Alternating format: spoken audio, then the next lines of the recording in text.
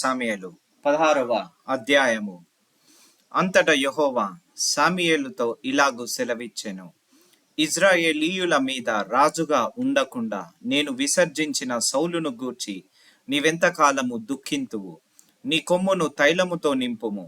బెత్లెహేమీయుడైన యోషయి యొద్దకు నిన్ను పంపుచున్నాను. అతని కుమారులలో ఒకణ్ణి నేను రాజుగా నియమించుదును. సామెయేలును నేనన్నట్లు వెళ్ళుదును. నేను వెళ్ళిన సంగతి సౌలు వినిన ఎడల అతడు నన్ను చంపుననగా, యెహోవా నీవు ఒక పెయ్యను తీసుకొని పోయి యెహోవాకు బలి పశువును వధించుటకై వచ్చితినని చెప్పి యోషయ్యని బలి అర్పణమునకు పిలువుము. అప్పుడు నీవు చేయవలసిన దానిని నీకు తెలియజేతును. ఎవని పేరు నేను నీకు చెప్పుదునో అతనిని నీవు అభిషేకింపవలనని సెలవీయగా, సామెయేలు యెహోవా ఇచ్చిన సెలవు చొప్పున బెత్లెహేమునకు వెళ్ళెను.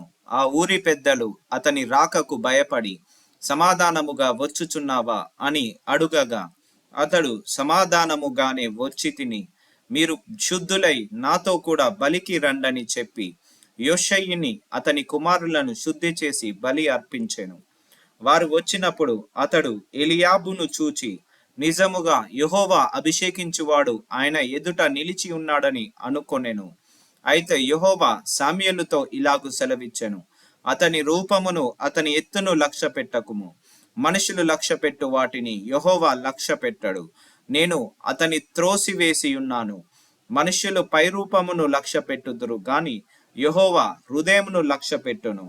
యోషయి అబినాదాబును పిలిచి సామెయేలు ఎదుటికి అతనిని రప్పింపగా, అతడు యెహోవా ఇతని కోరుకొన లేదనెను. అప్పుడు యోషయి షమ్మాను పిలువగా, అతడు యెహోవా ఇతనిని కోరుకొనలేదనెను. యోషయి తన 7 కుమారులను సామెయేలు ఎదుటికి పిలువగా, సామెయేలు యెహోవా వీరిని కోరుకొనలేదని చెప్పి, నీ కుమారులందరూ ఇక్కడున్నారా అని యోషయిని అడగగా, అతడు ఇంకను కడసారి వాడున్నాడు, అయితే వాడు గొర్రెలను కాయుచున్నాడని చెప్పాను. అందుకు సామెయేలు, నీవు వాణ్ణి నంపించుము.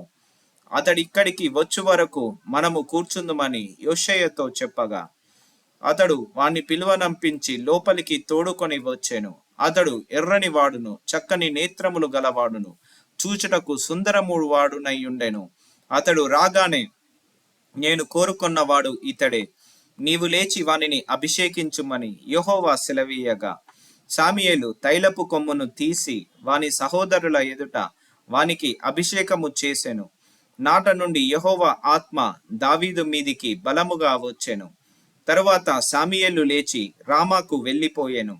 యెహోవా ఆత్మ సౌలును విడిచిపోయి, యెహోవా యొద్ద నుండి దురాత్మ ఒకటి వచ్చి అతని వెరిపింపగా, సౌలు సేవకులు దేవుని యొద్ద నుండి వచ్చిన దురాత్మ ఒకటి నిన్ను వెరిపించి ఉన్నది.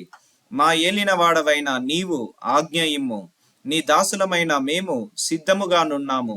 సితార చమత్కారముగా వాయింపగల ఒకని విచారించుటకై మాకు సెలవిమ్ము. దేవుని యొద్ద నుండి దురాత్మ వచ్చి నిన్ను పట్టునప్పుడెల్లా అతడు సితార చేత పట్టుకొని వాయించుట చేత నీవు బాగుపడుదువని అతనితో ననిరి.